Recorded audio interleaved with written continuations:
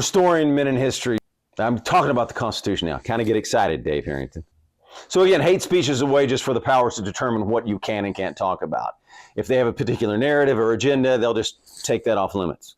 Or if they don't want something attacked, they'll just call it hate speech. For example, illegal immigration, let's just call it hate speech and get it off the table. In England, immigration, let's just call it hate speech and get it off the table. Masks, get it off the table. Jabs, experimental jabs. Okay, let's get all that off the table. You've seen it, we've done it, we've been through it. Again, what we want to follow is the Constitution. Okay, he goes into hashtag change the terms, ban Trump supporters. We're going back to Facebook.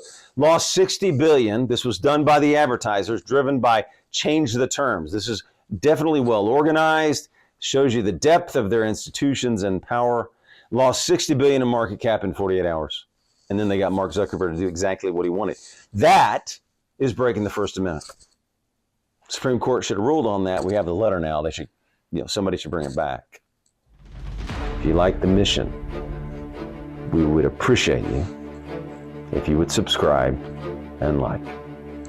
Thank you and have a magnificent day. It's deadly, scary, and dangerous to your freedom. That's what it's dangerous to. Your freedom to speak, your freedom to hear other people speak, your freedom to read what they write. 60 billion in market cap, driven by this censorship industrial complex. Terrible. Okay, clip 13. Which is that one of the writers from the National Endowment for Democracy wrote just a few months ago that Elon Musk is a greater national security threat to the United States than Russia. This is a few months ago, this is post-outbreak of the war. This is in 2024. And that Elon is a greater threat to the United States and U.S. national security than Russia because his proximal impact on U.S. politics and allowing opposition political movements to rise will cause changes in U.S. government that are more likely to make us lose the war on Russia than Russia itself. It's the same thing NATO said in 2017. He said, though, we're in a pickle because the U.S. government is so dependent on Elon's properties. And so, basically called for a kind of death by 1,000 paper cuts type strategy. And this is what we're seeing. And wrote this in public? Yes. You can look it up. This is this is national. I believe the author of it was a man named Dean Jackson, is a current or former National Endowment for Democracy fellow. He's a part of this whole censorship industry apparatus that I've talked about that is done through the whole society network. So it was clear, the Supreme Court case, we went through it. It was clear, it was obvious. Mark Zuckerberg now released the letter. They interfered. The federal government interfered. They infringed upon your First Amendment. Did not protect others' hearing and speaking, which Alito talked about, right? Alito wrote a good opinion, pretty good, about you have to have that for free speech. National Endowment for Democracy, let's don't forget the name, National Endowment for Democracy, I just want to call it out, funded by the U.S. government, working against you, working against free speech, working against the U.S. Constitution, allegedly by Mike Benz, allegedly, all of this, allegedly working against them. So over and over, he's showing you how allegedly the government is working against you. Certain factions within the government, the State Department. So allegedly, these people he's talking about, allegedly, they are working against your free speech and the First Amendment and the Constitution. And again, he goes into where are the House Republicans? Why aren't the House Republicans standing up for Elon Musk? Where are they at? And the Brazil situation and others. Where's the State Department? Well, he knows where the State Department is. He believes they're in on it, so they're not going to do it. So it's going to have to be House Republicans. And he talks about the frame, democracy. And think about this arrogance. He says the way they view it, these institutions, is that they frame it's about the institutions, not individuals. And it's an attack on certain individuals, though, right? But we know that individuals run institutions. So what does that really mean? It's a threat to their individual power in the institutions. And they want to maintain their power and the power of that institution, bureaucracy, administrative state. That's what they want to maintain, their own powers, I believe. And that, whether you call it the deep state, the administrative state, the bureaucracy, the blob, he likes to call it, they want to maintain their powers. They are individuals that run institutions that want to maintain that power. They don't want to be defunded. They don't want to return to limited government. They don't want to return to the U.S. Constitution, which is what we ratified. What? A limited government where the states do 99% of the work.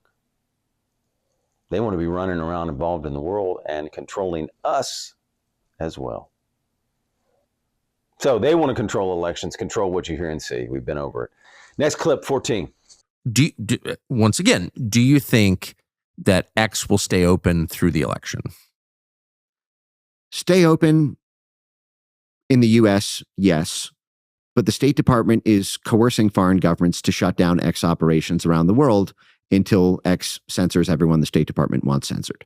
So shut down the voices we want you to shut down, or we will shut you down. It's coercion. Note to the Supreme Court, it's coercion, right? It's controlling. It's breaking the First Amendment. Clip 15. And this is a great clip, clip 15. We will let this play out because it's pretty fantastic, ladies and gentlemen. Take the EU Digital Services Act, which I've been screaming for years now, is the number one existential threat to Elon and to X. This is a law. This is this new just came into effect in the EU after years of pressure from NATO for the EU to advance this, which goes beyond the typical European hate speech laws and creates a new sort of category for disinformation, which requires all social media platforms to do disinformation compliance. And the U.S. censorship industry, they did a conference. There was a big 150-page sort of consensus memo that hundreds of these people all sort of co-signed, and then they did a launch event where they all talked about it on a live stream afterwards. And in that live stream, they said that they would be in a full-blown panic because of Elon Musk losing X and Elon's policies, getting rid of all the censorship provisions they had, because 2024 has more elections than any year in world history. I think it's something like 65 elections or 80, all happening all over the world. So the State Department's control is at risk in 65 to 85 different countries in the calendar year 2024. And they said that we'd be in full-blown panic, but we can panic responsibly because we have basically a trick up our sleeve. And these are U.S. censorship professionals, many of them paid by the U.S. government through grants. And what they are, State Department grants, and what they said is, the trick up our sleeve is that we have the EU Digital Services Act, and that will force Elon to rehire all of the fired censors, and it will force him to basically restaff the censorship apparatus unless he's going to lose X's participation in all of the EU, because that imposes a 6% global revenue fine for anyone who doesn't comply.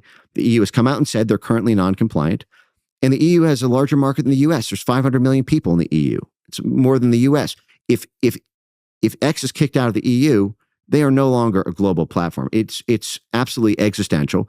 And part of the requirements for that compliance is for the same disinformation experts and researchers to vet the flow of information, to spot disinformation, demand its takedown. And if X doesn't take it down, then they're kicked out of the EU. So this is a massive, massive lever of power over Elon. And the only question is, will the U.S. State Department, the only organ we have to defend U.S. interests against Europe, will they actually oppose it? The problem is, as you're hearing me say, they're the ones who have been organizing these censorship provisions to begin with. So the only people that we have to be able to defend us from the threat were the people who organized it in the first place. So again, he's concerned about the EU Digital Services Act. He's really concerned about this. We're concerned about it as well. He states that is probably driven by the State Department in the U.S. again, to threaten anybody they don't want talking, Elon Musk specifically, and they are going after Elon Musk. He says that's driven by the State Department probably. So this is a big concern. This is breaking our First Amendment, going around, hurting Elon Musk, hurting you, hurting your ability to speak. The factions want power. They want more power. They want control over you. They want to shut down free speech in many ways. They want to control the narratives. And this will help them do that.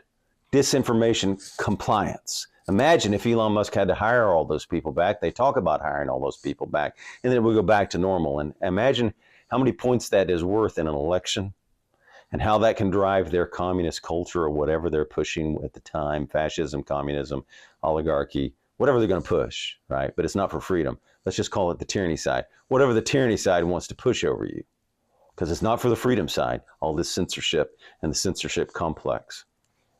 It's scary and dangerous. So who's going to stand up? He talks about, well, the House, obviously Republicans do control the House, but there's a uniparty, so they have to stand up. But also governors and you, the people, and we, us, me. Everybody has to stand now for the Constitution, because if we want to have a Constitution, we're going to have to protect it. And obviously, they're not. So he's obviously talking about the State Department's driving it. So he does say the State Department's driving it, this attack on Elon Musk, and this driving it through the EU. So obviously, the State Department is not going to protect Elon Musk and X and your free speech. And remember, Elon Musk is just standing in the way. The people they're going after are you, Americans, and the First Amendment. They're going on more than you. They're going after the United States, that beautiful and magnificent document, the U.S. Constitution, using censorship to take your ability to speak, hear, and read things. We love the Constitution, and we love freedom. Come on over to the Freedom site. It's fun.